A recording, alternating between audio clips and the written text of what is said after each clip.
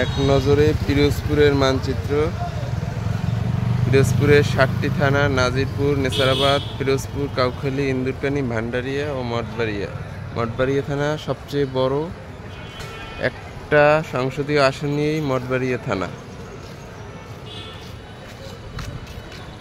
আমি এখন পিরোজপুর জেলা প্রশাসকের কার্যালয়ের মধ্যে আছি। এই জেলা প্রশাসকের কার্যালয় ভবন।